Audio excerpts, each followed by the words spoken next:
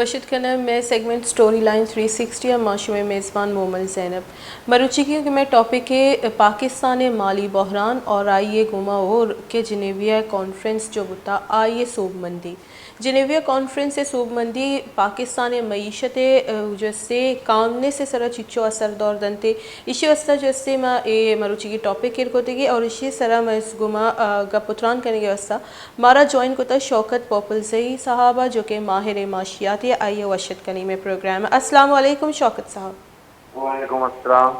Sir बहुत बहुत शुक्रिया आपका कीमती वक्त देने के लिए। सर जिस हालत में हम देखते हैं कि पाकिस्तान जिनेविया कॉन्फ्रेंस के लिए गया, पाकिस्तान जो एक कामयाब कॉन्फ्रेंस करके वापस आए, इससे पाकिस्तान की मईशत पे क्या असर पड़ेगा?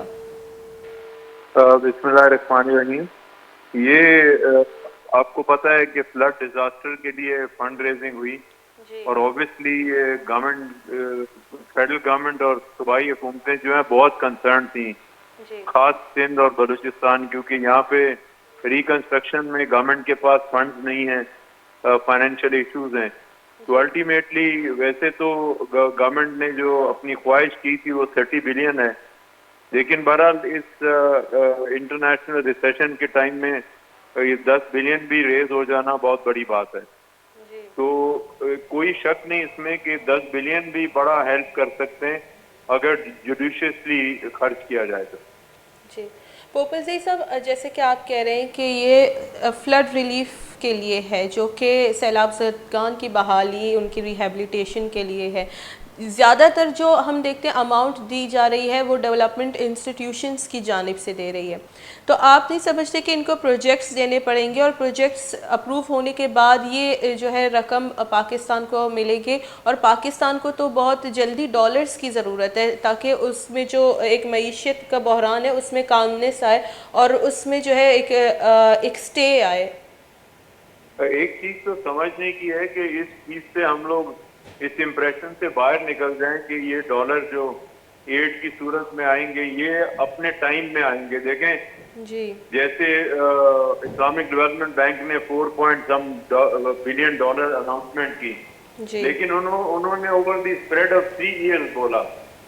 इसी तरह कोई भी आपको इंस्टेंट फाइनेंसिंग नहीं होगी, अपने टाइम से वो देंगे। दूसरा, ये जो फाइनेंसिंग है इसको हम अपनी जो हमारे अपने फाइनेंशियल इश्यूज हैं उसके साथ मैच नहीं कर सकते, क्योंकि ये बड़े स्ट्रिंगेज मेजर्स में ये एवेल्युएट होंगे कि पैसा आया, रिलीफ के लिए खर्च हो रहा है या नहीं खर्च हो रहा।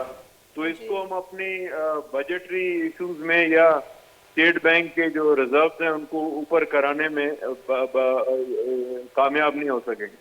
जी पोपल जई साहब, तो फिर ये कैसे दावे हैं कि पाकिस्तान डिफ़ॉल्ट होने से बच गया है? पाकिस्तान के जो सलीम साफ़ी साहब का भी हम ट्वीट का जिक्र यहाँ करती चलूँ कि वो कह रहे हैं कि पाकिस्तान के डिफ़ॉल्ट होने का जो ख़तरा है वो दफन हो चुका है। तो फिर ये किस तरह की बातें, जबकि हम जानते हैं वो पैसे पाकिस्तान की मईशत को बेहतर करने के लिए नहीं है, अलबत्ता वो जो सैलाब ज़दगान है उनकी रिलीफ के लिए है। देखिए, वो अभी भी पॉजिटिव सेंटिमेंट्स हैं कि प्राइम मिनिस्टर की सऊदी अरेबिया के क्राउन प्रिंस के साथ मुलाकात हुई है जी और वो उन्होंने 5 बिलियन डॉलर्स का उनसे रिक्वेस्ट की है, अदर देन 10 बिलियन डॉलर्स जो इन्वेस्टमेंट का बोल रहे हैं। तो वो थोड़ा पॉजिटिव साइन है कि शायद उसमें फंडिंग आ जाए। दूसरा, आईएमएफ जो है उसके साथ भी बात हुई है वहाँ पे जेनेवा में। वो भी मुझे समझ में आता है कि शायद आईएमएफ अपनी पॉलिसी को रिव्यू करे और जिस किस्म के स्ट्रिक्ट मेजर्स उन्होंने बोले हैं उससे वो नरमी करें और ये जो ट्रांच है इसको रिलीज कर दें। तो आपके इंशाल्लाह फिर जो बैलेंस ऑफ है स्टेट बैंक में वो ठीक हो जाएगा। पोपल जी साहब, पाकिस्तान को आईएमएफ ने इतने सख्त शराइत क्यों दिए? हमने देखा कि इससे पहले किसी मुल्क को या पाकिस्तान को भी आईएमएफ की जानिब से इतने सख्त जो है शराइत नहीं दिए गए। तो इस बार पाकिस्तान को इतने जो है सख्त शराइत क्यों दिए गए? और जो कि जो हमें जिनेविया कॉन्फ्रेंस में कामयाबी हासिल हुई, अगर वो ये अप्रूवल और रीस्टोर नहीं होता आईएमएफ का प्रोग्राम, तो इससे क्या जिनेविया कॉन्फ्रेंस पे असर पड़ेगा? नहीं, वो उससे तो, क्योंकि जेनेवा कॉन्फ्रेंस कोई आईएमएफ से रिलेटेड तो थी नहीं, ये तो आईएमएफ का इशू बिल्कुल अलग है।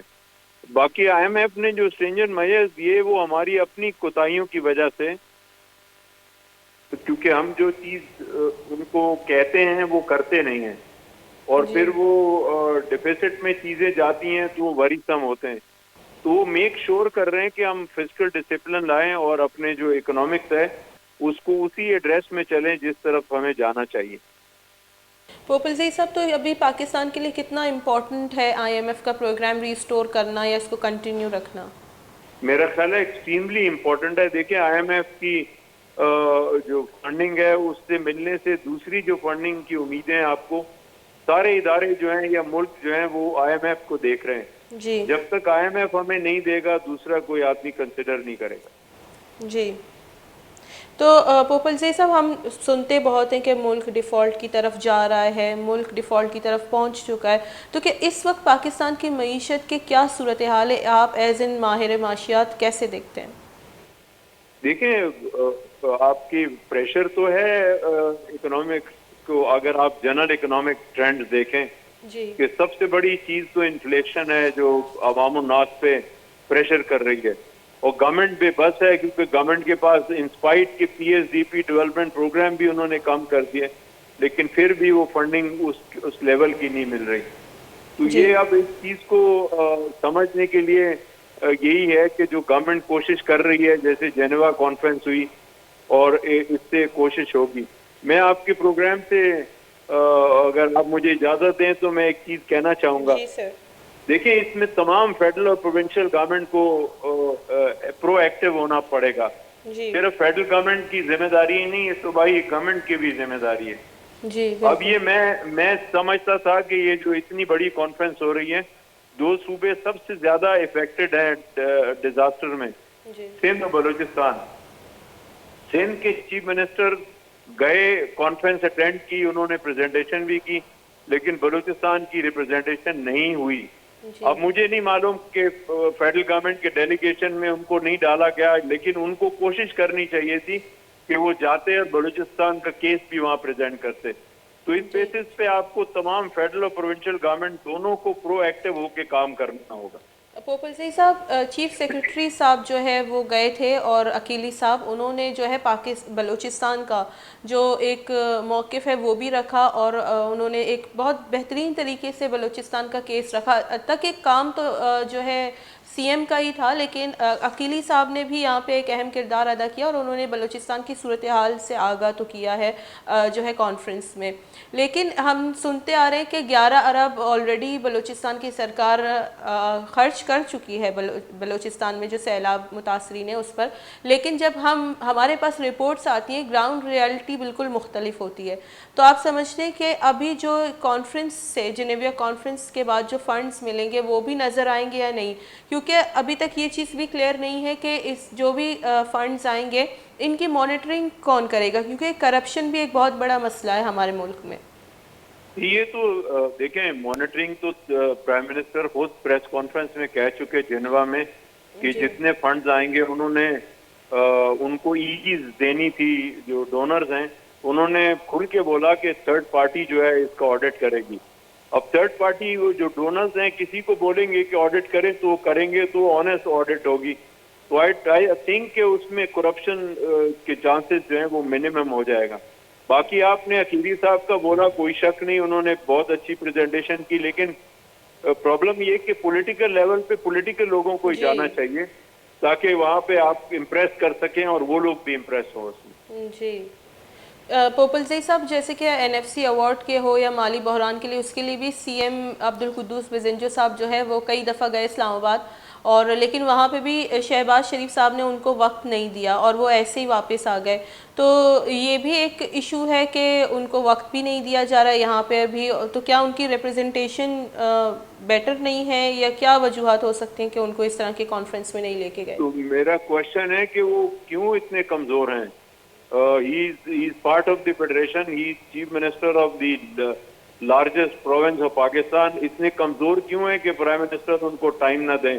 तो उनको चाहिए फिर अपनी असेंबली, नेशनल असेंबली और सेनेट को इस्तेमाल करें पॉलिटिकल प्रेशर देने के लिए, ताकि इस्लामाबाद उस तरीके से चीजें सुने। आपको प्रेशर देना पड़ेगा, आपको अपनी प्रोविंशियल पावर दिखानी होगी, आपको बैगिंग बॉल लेके जाएंगे तो यही होगा फिर। जी। पोपल जई साहब, आप समझते हैं कि अगर जाम कमाल साहब सीएम होते तो डेफिनेटली उनकी रिप्रेजेंटेशन वहाँ पे होती?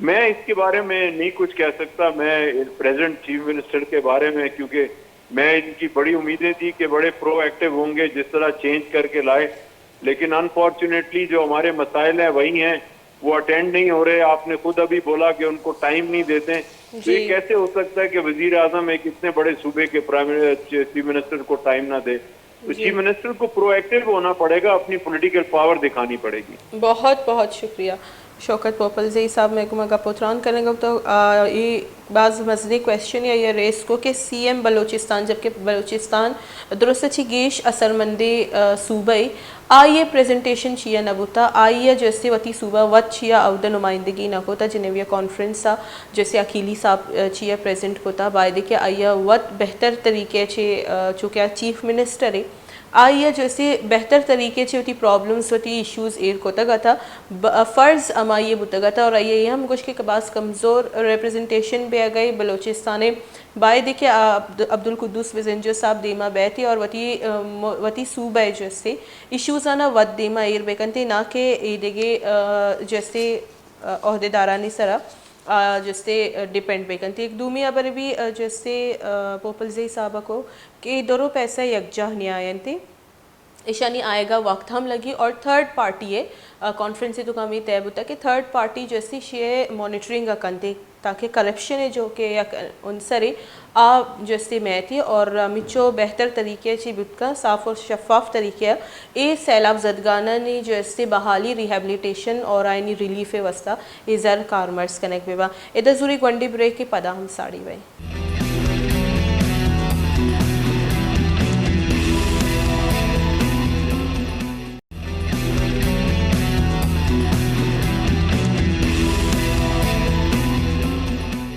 वशद कने क्रंदी पदा में सेगमेंट स्टोरी लाइन 360 मैं जो पुत्रान बेगे जिनेविया कॉन्फ्रेंस आइए तो का बलोचिस्तान रिप्रेजेंटेशन आइए तो का जैसे मजीद गपुत्रान करने के वास्ते हमारा ज्वाइन को था तज्जियाकार अली रज़ा अलवी साहब आइए वशद कने। अस्सलाम वालेकुम सर। वालेकुम अस्सलाम रहमतुल्लाह। अलवी साहब बहुत बहुत शुक्रिया आपका कीमती वक्त देने के लिए। अलवी साहब, आप कैसे देखते कि जनेविया कॉन्फ्रेंस जो हुआ है उससे पाकिस्तान के डिफ़ॉल्ट होने के ख़तरात कैसे टलने की बात की जा रही है? अगर हम देखें तो ये कहा जा रहा है कि अब जो डोनर्स हैं उनकी तरफ से एक ग्रीन सिग्नल मिल चुका है, तो इससे जो है पाकिस्तान की मईशत पे क्या असर पड़ेगा? बहुत शुक्रिया जी। पाकिस्तान की मईशत पे इसका बड़ा पॉजिटिव असर पड़ेगा, जब से, क्योंकि पाकिस्तान की तवक्को तो थी कि हमें $8.5 अरब मिल जाए, लेकिन पाकिस्तान को कोई $9.5 साढ़े 9 अरब डॉलर के राउंड अबाउट जो है उसके वायदे हुए हैं, वादे वईद हुए हैं। और अगर ये बात वादों से आगे चली जाए तो ये पाकिस्तान की मईशत को संभाला देने के लिए बहुत हद तक अगर होगा बड़ा फायदामंद साबित होगा। उसकी वजह ये है कि इस वक्त जब आपकी हर चीज़ डेडलॉक पे आ चुकी थी और उसमें इस डेडलॉक के साथ साथ मुख्तलिफ सियासी जमातों और मुखालिफ सियासी जमातों का प्रोपेगेंडा भी कार फरमाया है। बदकिस्मती की बात यह है कि इस वक्त पाकिस्तान की कोई भी सियासी जमात ऐसी नहीं है जो इख्तिदार में ना हो। जी। इमरान खान और उनके इत्तेहादी पंजाब में इख्तिदार में हैं, पाकिस्तान पीपल्स पार्टी, मौलाना फजलुर रहमान और बाकी पीपल्स पार्टी वगैरह, ये वफाक में भी बरसर इख्तिदार हैं, सिंध में भी बरसर इख्तिदार हैं। यानी जो भी नामी ग्रामी, इसी तरह एमपीएम जो है वो उधर शरीक इख्तिदार है। कोई भी पार्टी पाकिस्तान की जो काबिल जिक्र पार्टी है एक ऐसी नहीं है जो इख्तिदार से बाहर हो। लेकिन हैरत अंगेज बात यह है कि इन्होंने प्रोपेगंडा ऐसा कर करके इस मुल्क की मईशत की मत मार दी है और उसकी वजह से जितना भी बिजनेसमैन तबका है बहुत परेशानी से दो चार है और वो पैसा इन्वेस्ट करने में, पैसा लगाने में वो हिचकिचा रहा है और उसने पैसा होल्ड कर दिया है। जब तक इन्वेस्टर जो है, पाकिस्तान का इन्वेस्टर पैसा खर्च नहीं करेगा तो ट्रिकल डाउन कैसे फायदा होगा? नीचे वाले लोग जो है माशरे में जो छोटा तबकात हैं उन तक कैसे पहुंचेगा, वो कैसे काम करेंगे? इसलिए एक तो इनको इस झूठ के जो है ना, सिर्फ अपनी मुझे इख्तिदार मिले और मुझे इख्तिदार हर सूरत में होना चाहिए, इस हवस से निकल के अगर मुल्क के लिए ये सोचना शुरू कर दें, चाहे वो जिसका नाम कुछ भी हो, मेरा इससे कोई ताल्लुक नहीं, चाहे वो इमरान खान हो, चाहे वो जरदारी साहब हो, चाहे वो नवाज शरीफ हो, चाहे कोई और हो, तो इस मुल्क के लिए सोचेंगे तो चीज़ें बेहतर हो जाएंगी। जनेवा कॉन्फ्रेंस से बहरहाल एक होप है, रे ऑफ होप आई है, एक अच्छी उम्मीद आई है। दुनिया ने आपको बड़े अच्छे तरीके से हैंडल किया है।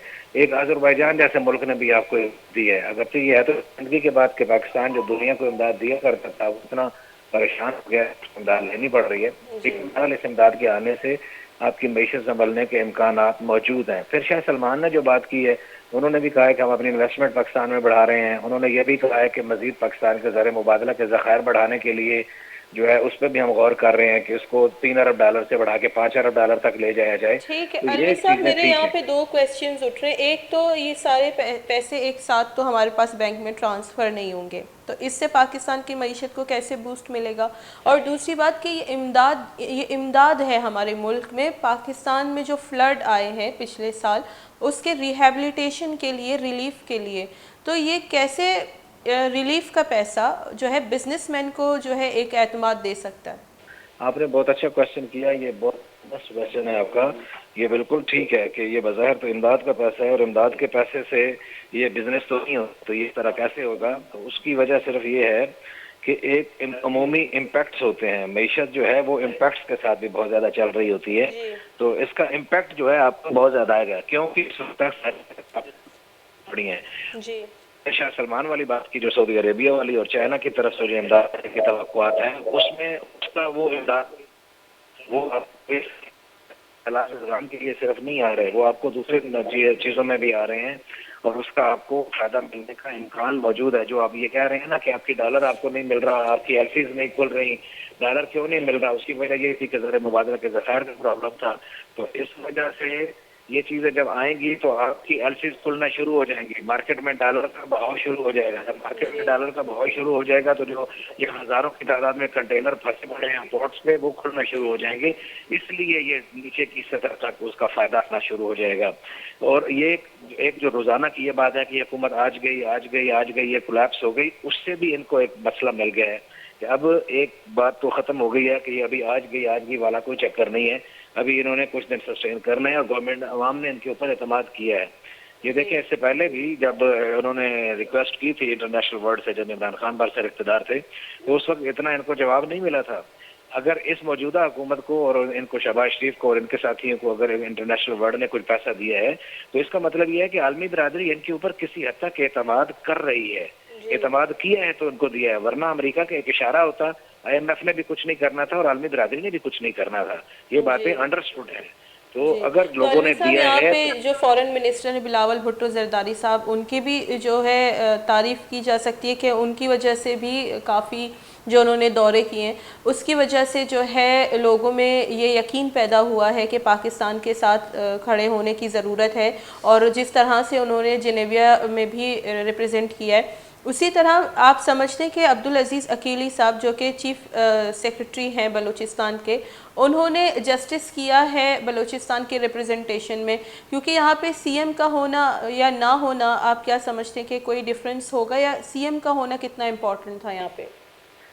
देखिए जी, एक ऑफिसर जो है गवर्नमेंट का, ऑफिशियल जो है निज़ाम सल्तनत चलाने में उनका किरदार तो बिलाशुबा होता है, लेकिन बहुत सारी जगह जहाँ होती हैं वहाँ अपीयरेंस की ज़रूरत होती है। वहाँ जो CM की ज़रूरत है, जहाँ वो उसका होम सेक्रेटरी और डिप्टी सेक्रेटरी या चीफ सेक्रेटरी जो है वो उसको तो इस तरह रिप्रेजेंटेटिव नहीं है उसके बैठ सकते, और ना ही उनका वो फेस होता है, और ना ही वो उस जगह पे बराबरी की बुनियाद पर बैठ सकते हैं। तो इसलिए जिसका जो किरदार है वो तो बहरहाल जो है तारीख का हिस्सा रह जाता है और पता होता है कि फला जगह पे फला बंदा मौजूद है। और की बात यह है, बिलावल इस वक्त सारी तहसील के मुस्तहिक है। बिलावल ने अपने आप को मनवाया है और इस वक्त आलमी सतह पर नजर आ रहा है तो बिलावल बहुत ही नजर आ रहे हैं कि उन्होंने बड़े अच्छे अंदाज में पाकिस्तान का मुकदमा लड़ा और दुनिया को ये बावर कराने में कामयाब हो गए कि आपके सनती इनकलाब की वजह से पाकिस्तान जैसे धर्मांधा, पसमानदा और तरक्की पजीर ममालिक जो बहुत बहुत शुक्रिया अली रज़ा अलवी साहब तज्ज़ियाकार में को मगा पुत्रान करने का बताऊशी के जो कि बिजनेसमैन बेनते इन्वेस्टर्स बेनते ए जो ज़र मुबादले ज़खायर कहते ए जो फंड्स का थे इसे ऐसा बूस्ट रसी और एक एतमाद रसी नुआवती पैसे जैसे इन्वेस्ट करने के रिस्क ज़रूरत थे जो मजानी के जैसे कि स्टॉक एक्सचेंज है या आलत का के पाकिस्ताना दा टेक जैसे दाव नीम जैसे अरब डॉलर है सरमाई रस गए डोनेशन रस गए। आइए बाद से मैं गिनती कि एक बूस्ट ही आता और ये जो स्टॉक एक्सचेंज या बोर्स रवानी मंदी रुझान कम बुआनी गुड़ ये दोनों चीज़ यक कॉन्फिडेंस से सबब कायन थी और अमी वजह थी जिससे अमी जो गप बे गए कि पाकिस्तान डिफ़ॉल्ट हो गया हथरा टले था ये सबब कनक बे गया कि जो कि ज़र मुबादला ज़ख़ायर कहती आई अच्छी एक ट्रेजर हजान गया एक बूस्ट रसी और सरमायाकार ने भी एक कॉन्फिडेंस रसी गुड़ा आया जैसे वती जो कि इन्वेस्टमेंट आए नकोता है ना पुश्ता नकिन इन्वेस्टमेंट अच्छी मैं प्रोग्राम में वहाँ दिदा हालास होता मना मोमल ज़ैनब में होस्ट जो इससे इजाज़त भी थी अल्लाह में आ रही।